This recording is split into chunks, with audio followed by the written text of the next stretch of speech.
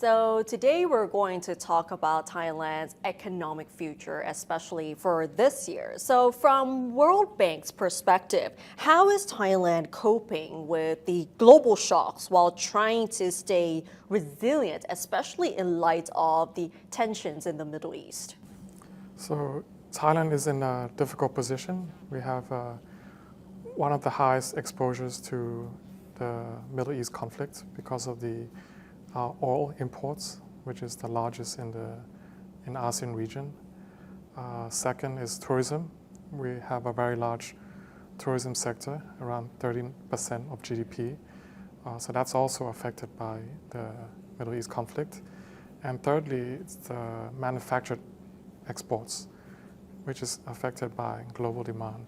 So there are these three channels of the impact have resulted us in revising the forecast for Thailand's growth for this year down to 1.3%, which is low for the region, and then recovering to 2.2 next year. So from 1.8, now it's 1.3% for Thailand's GDP forecast for 2026. So Thailand relies heavily on imported energy as well as tourism. So what worries you the most about the country's economic outlook right now?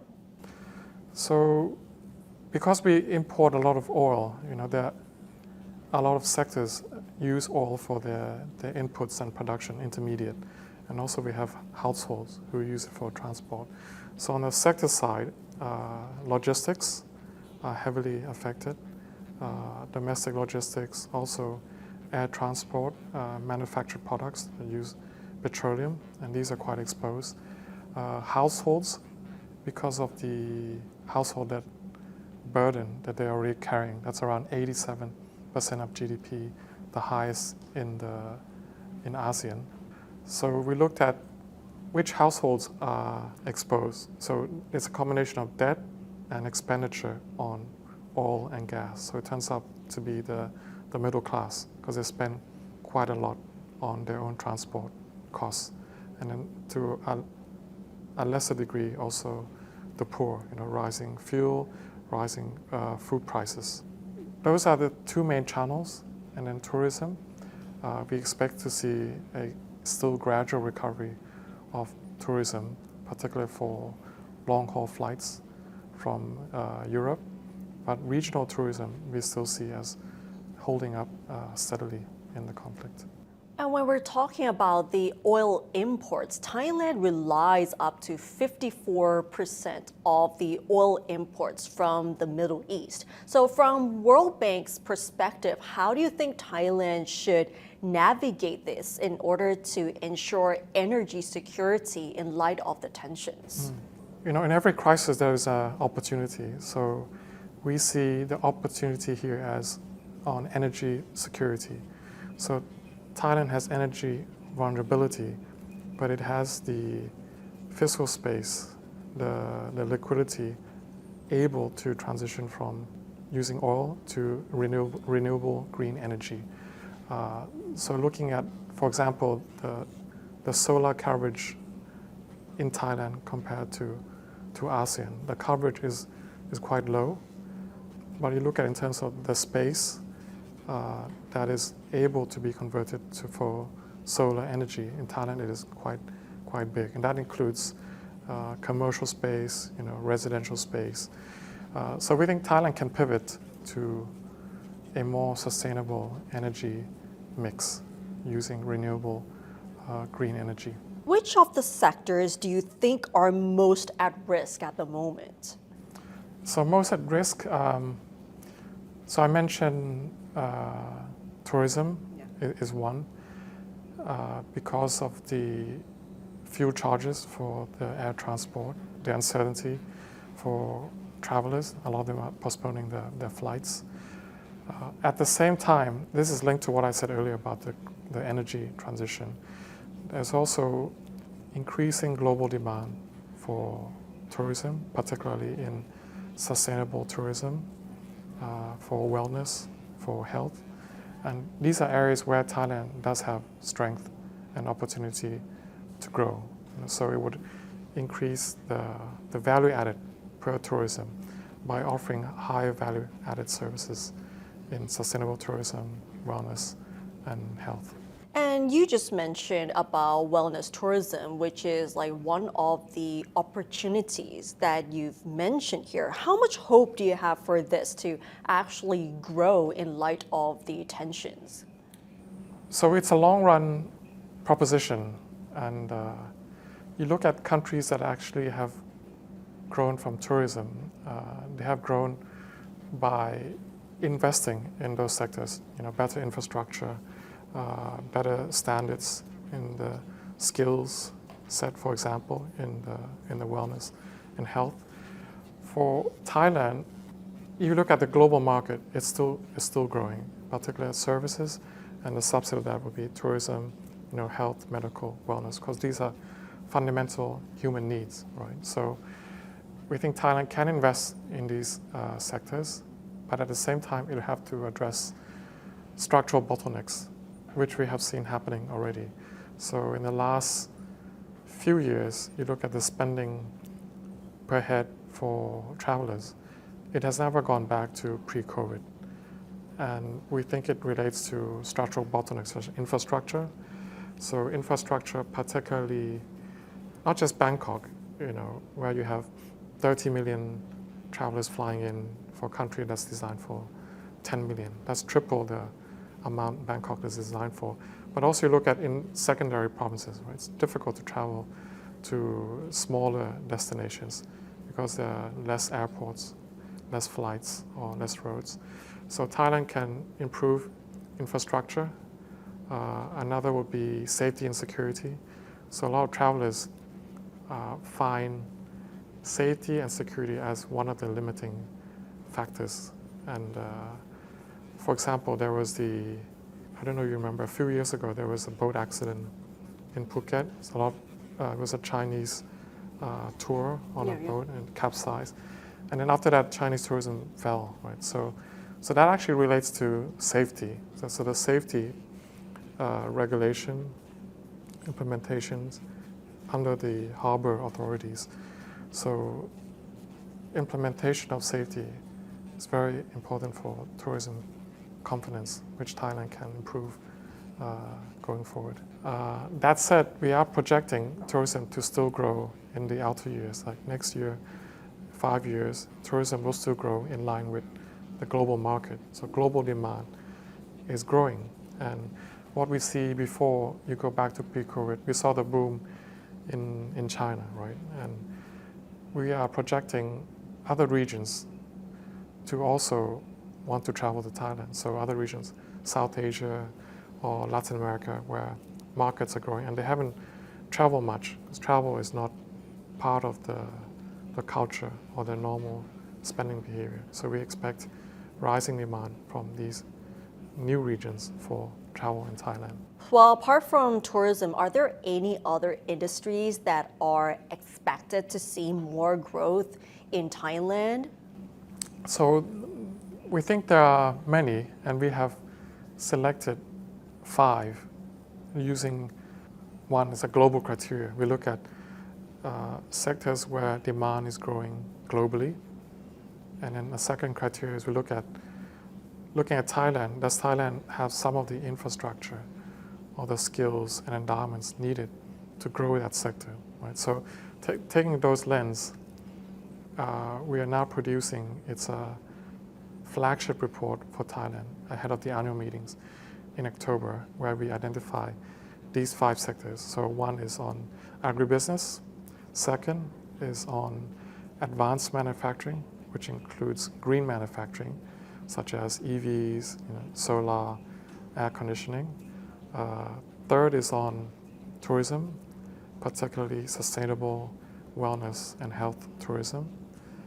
And then on creative economy, where Thailand is already making progress in many areas. So, and the last one is digital.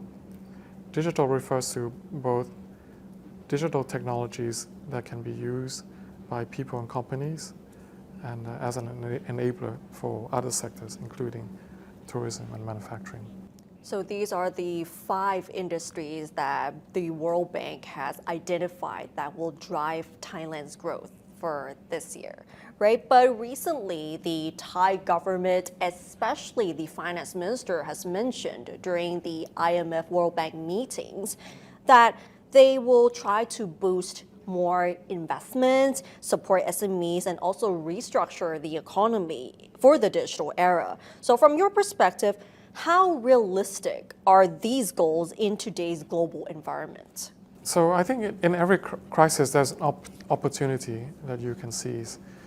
So private investment we see as a way that Thailand can transition and transform to new sectors, also to increase energy security, so move away from being dependent on oil and gas towards renewable green energy.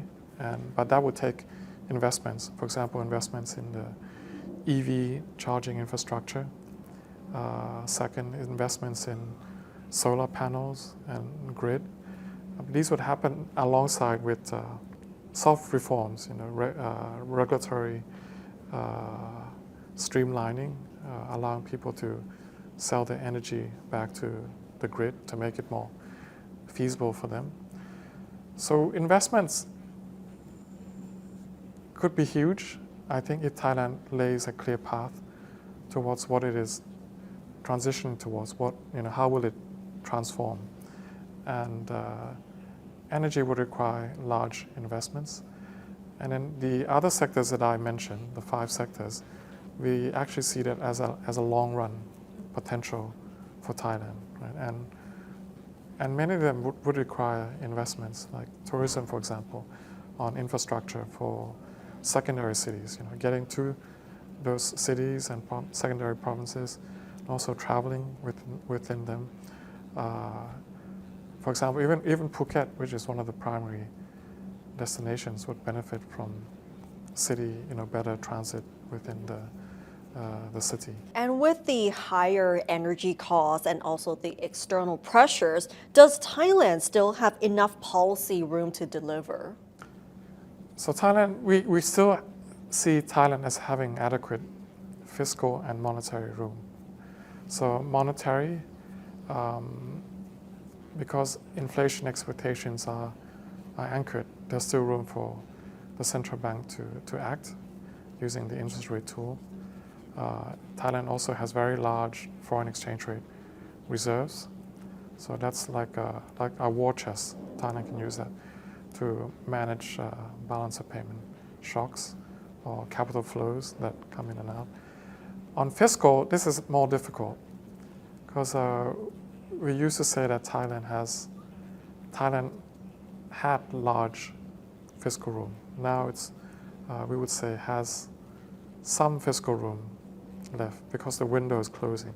So before COVID, Thailand had 40% of GDP, which was quite low. Right? After COVID, fast forward to today, it's around 66% of GDP, very close to the debt ceiling of 70%. And in our analysis, we see Thailand as having fiscal room to invest in these infrastructure needs. Doing so would imply an increase in the public debt, But if you invest wisely on targeted measures, targeted spending, infrastructure that has, productivity returns, you can actually raise growth, right? And that would result in public debt to GDP coming down. So it will go up, like you're walking up a hill, and it will come down. So for us, the trajectory, the slope, is more important rather than just the level. So if you lay out clear vision today in terms of what you're doing today, tomorrow, 5 years, what will happen to GDP, public debt, productivity, you can actually arrive at a trajectory that is sustainable in terms of debt and growth. You just mentioned public debt, and recently the government has been considering to raise that public debt from 60 to 75%. If they do raise the public debt to 75%, how risky would that be for Thailand? First, you have to understand, so the context for today, where we have the Middle East conflict, Thailand is highly exposed. At the same time, in crisis, there is opportunity to invest, while spending to help alleviate the burden of the shock for household, for businesses. So Thailand can use its fiscal room, which would imply increase in the public debt, to meet its spending needs today in a targeted way, rather than broad, investing wisely, in the infrastructure for these new sectors, and that would bring about growth, right? New jobs, new productivity in those new sectors, and the public debt to GDP will start to come down because GDP is the denominator; it will pull down the number. Another important policy that the government has also mentioned is on tax revenue. So the revenue in Thailand, you look at the fiscal revenue, is actually quite low, around 16% compared to upper middle income countries. So raising that to say 18%, 19%, that can actually help a lot with bringing the public debt to GDP trajectory down to something more manageable and even stay below the debt ceiling.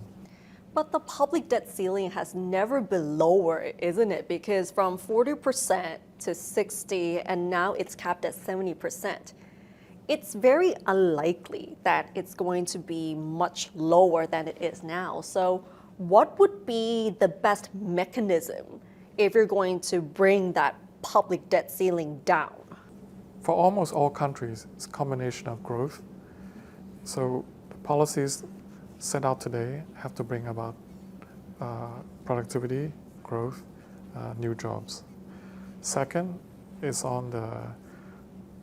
not only spending, but spending you have to spend in a targeted way.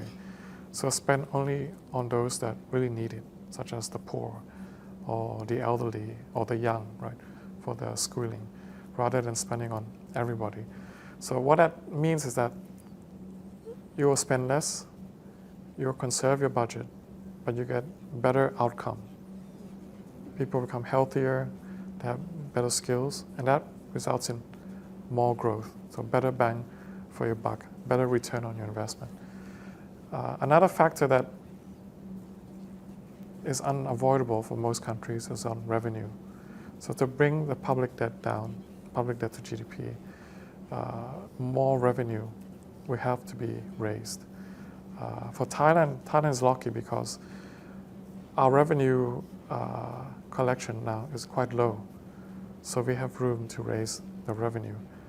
But to do all this, it must all be cohesive, right? So whatever you raise, you must have a clear spending plan that is targeted, that is productive, and it must have a clear impact on growth in the long run, on economic growth. And what are the key actions or priorities that are needed to turn these policies that have been proposed by the government to turn into actual growth? So I think you have to identify what are the bottlenecks right now that are dragging on growth. So energy is one. We actually import a lot of oil and gas, and you look at the efficiency of energy. Meaning we use, compared to ASEAN, we use a lot of oil for one output of GDP. That means we're inefficient. That means there's a lot of, one is logistics. That means a lot of things are being carried around, transported on trucks, for example, that use oil. So that's one easy source of growth, right? If you eliminate these inefficiencies through better infrastructure for transportation or moving to new energy sources such as solar, for example. Other countries have done hydro or wind. So second is so I mentioned the 5 sectors in almost every sector, there is a need for skills to be able to provide high value-added services in those sectors. They could relate to design or specialists in the wellness and health sectors. And we find that the returns to investments on human capital is one of the highest, but it takes some time for us to be able to recover the returns from those investments. So investments in human capital is great for producing growth. Investing in infrastructure for the right sectors and infrastructure. Third is also regulations, streamlining regulations so that it makes it easier to invest in new sectors or to be able to acquire skills from abroad, skilled professionals in sectors where they are lacking, or regulation to make it easier to certify certain new subsectors such as wellness, for example, and implementation of those regulations, such as safety, for example, is very important for tourism, for example. One last question. How much hope do you have for the Thai government in trying to revive the economic situation here, especially in light of the global tensions and the external pressures that might come in? How much hope? Oh, I have hope because we think Thailand does have fiscal and monetary space to act, to be able to transform. That said, the space is lessening compared to before COVID. That means that Thailand must act very strategically, very decisively, on what to do with the limited resources Thailand has at the moment. Now, given this crisis, I think it has made the picture much clearer, right? That what really must be done. We have targeted spending. You must spend better, more efficiently on the groups of people or the firms that really need them. Another one is energy, right? Moving away from oil, dependency on oil, towards green and renewable energy. Also, transforming the economy, so the government is saying, also aligns with our work on digital. We see digital as being a great enabler for firms. But you look at the adoption of AI by firms in Thailand, it still lags behind many of our ASEAN peers. But there is opportunity for firms to adopt high productivity AI. All right. Thank you so much for today. ขอบคุณนะคะ ขอบคุณมากครับ